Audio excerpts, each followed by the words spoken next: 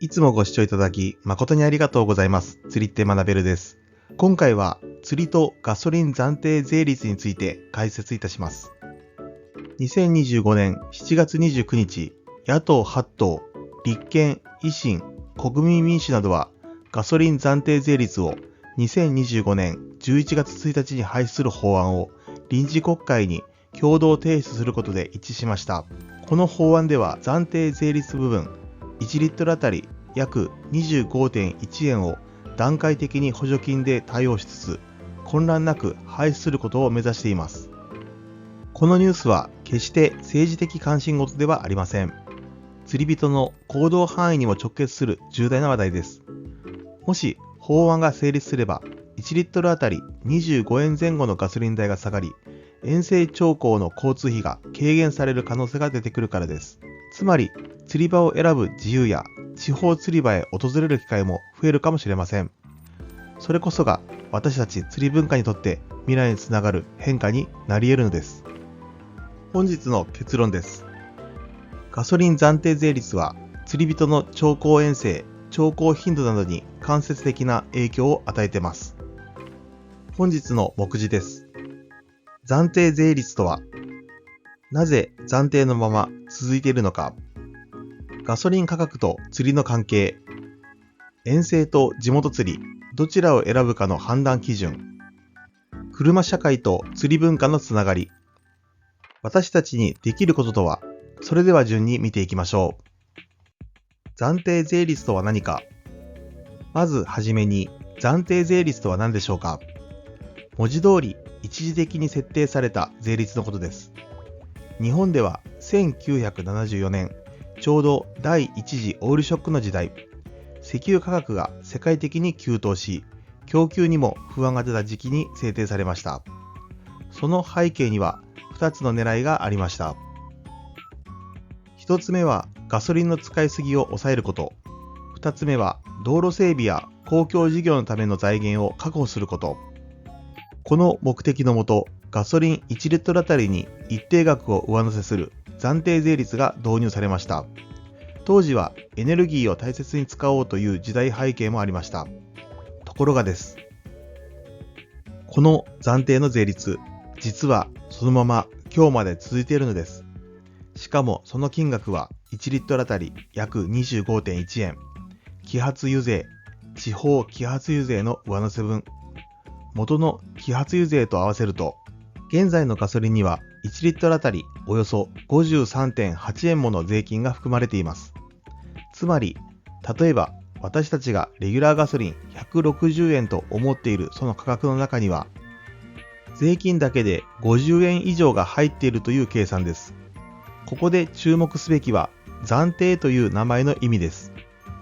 本来、暫定というのは一時的な措置を意味します。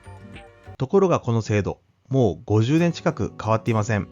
2008年に一度、国会でこの暫定税率を廃止する動きがありました。一時的に税率が下がった時期もありましたが、結局短期間で復活し、制度としては維持されてしまいました。結果的に名前だけが暫定で、中身は恒久化された税率となっているのが現状です。なぜ暫定のまま続いているのか。では、ここで一つ疑問が浮かびます。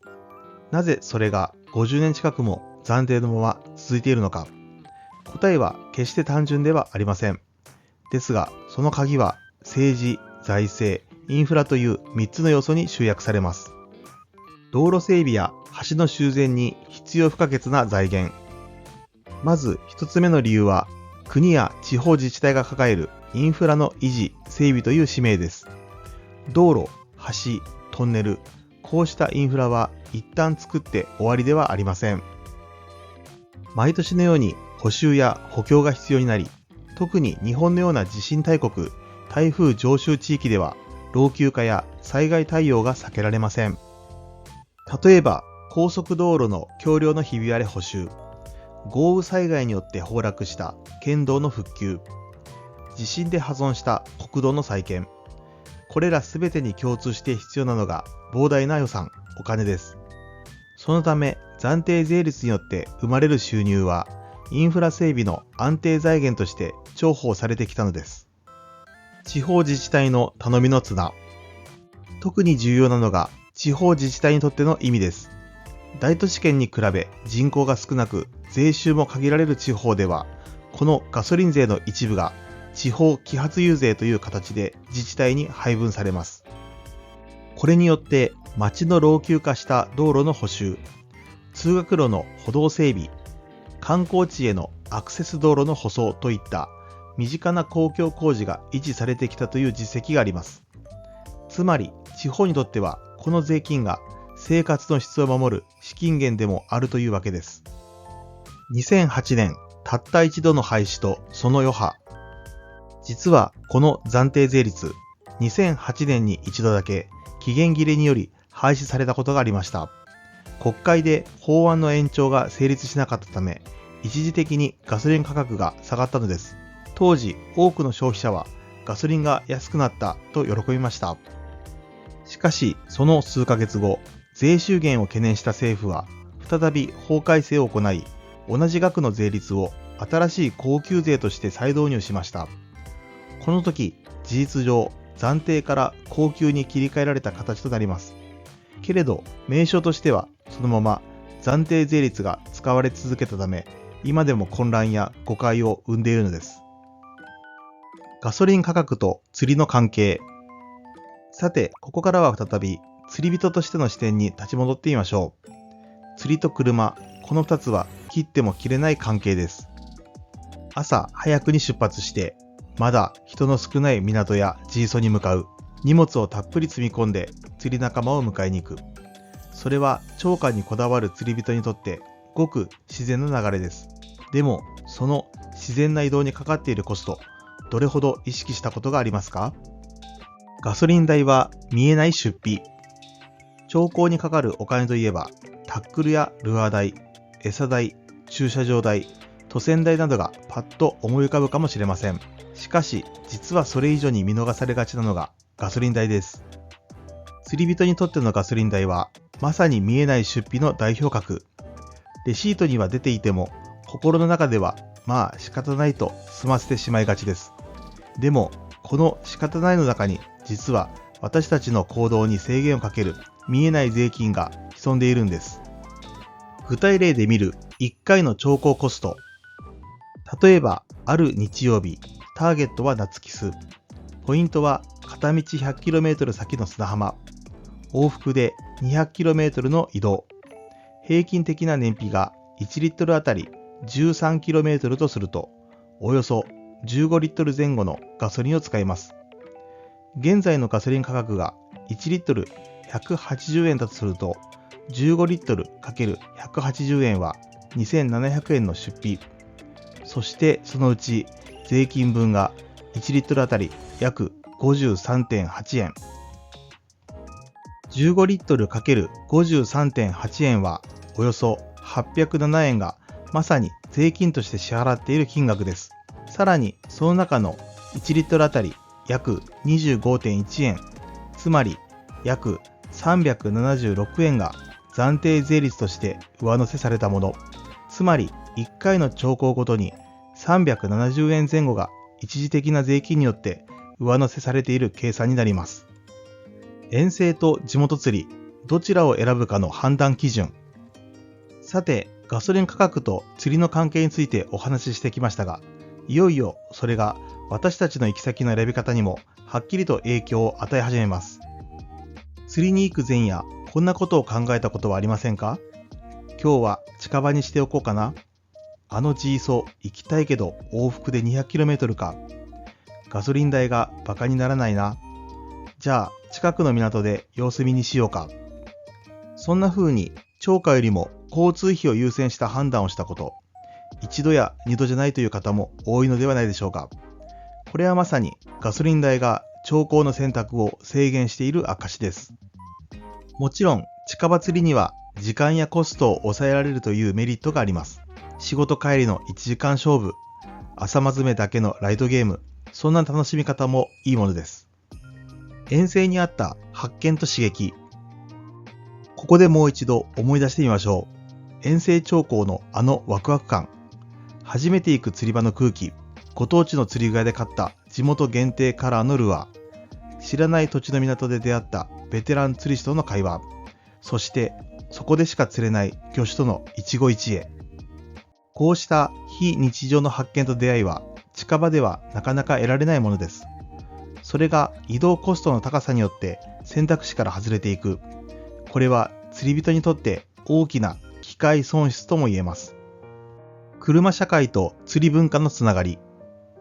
日本の釣り文化といえばどんな風景を思い浮かべるでしょうか。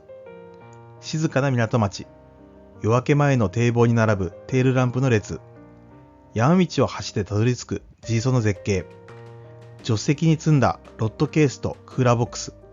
そう、それはどれも車と共にある釣り人の姿です。日本の釣りはマイカー文化と共に歩んできた。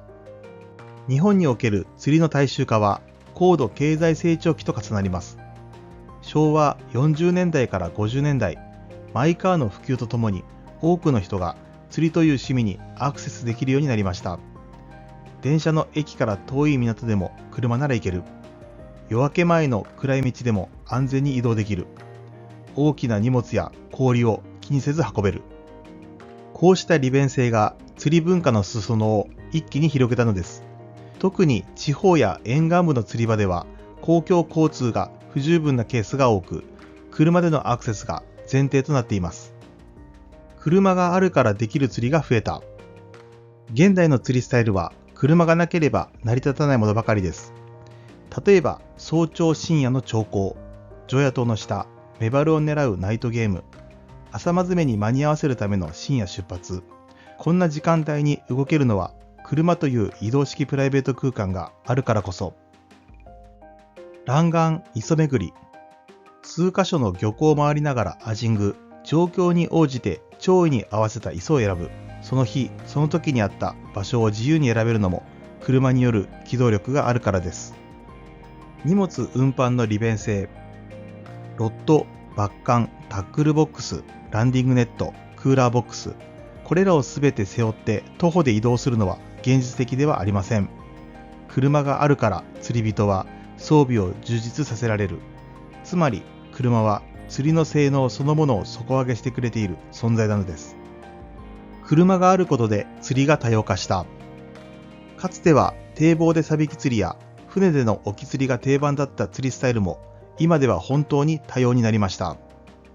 エギング、アジング、ライトショアジギング、ロックフィッシュゲーム、オフショアジギングから車中泊釣港まで、これらすべてに共通しているのは車によって可能になった移動の自由です。つまり車社会の発展が釣り文化の進化を後押ししてきたと言えるでしょう。私たちにできることとは。さて、ここまでガソリン暫定税率が釣り人の行動や地域経済、そして釣り文化そのものに与える影響について様々な角度からお話ししてきました。たとえ暫定税率が廃止されてもガソリン代を少しでも減らしたい、そう思われた方ももしかするといらっしゃるかもしれません。でも釣り人一人一人ができること、実はちゃんとあるんです。そしてそれは難しいことではありません。乗り合い釣行で仲間とコストシェア。まず最も現実的なのが乗り合い釣行です。釣り仲間と車を1台にまとめて行動することで、ガソリン代、高速代、駐車場代、これらを人数で割って分担することができます。燃費のいい車やエコ走行を意識する。次に使う車の燃費性能も大きな要素です。例えば軽自動車やハイブリッドカー、最近では EV、電気自動車も選択肢に入ってきました。加えて急発進を避ける。高速道路ではクルーズコントロールを活用。不要な荷物は下ろして軽量化など、こうした小さな工夫で車の負担は減り、ガソリンも長持ちします。釣りと同じで、ちょっとした意識と準備が結果を大きく左右するんですね。近場釣りの魅力を再発見する。自分の暮らす地域の中にあるまだ見ぬ釣り場を探してみることです。Google マップで港や河口、運河をチェック。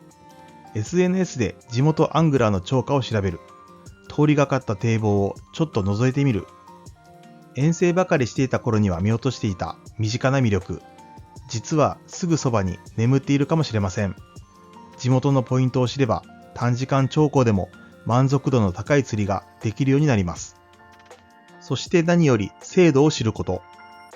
最後に何よりも大切なのは精度そのものに関心を持つことです。釣り人は政治のことや税金のことに関心を持ちにくいかもしれません。けれどガソリン税や暫定税率という制度がこれほどまでに釣りライフに影響しているということをまず知ることが第一歩です。いかがだったでしょうか。今回は釣りとガソリン暫定税率について少し固めのテーマに見えつつも、実は私たち釣り人にとって非常に身近な話であることをお伝えしました。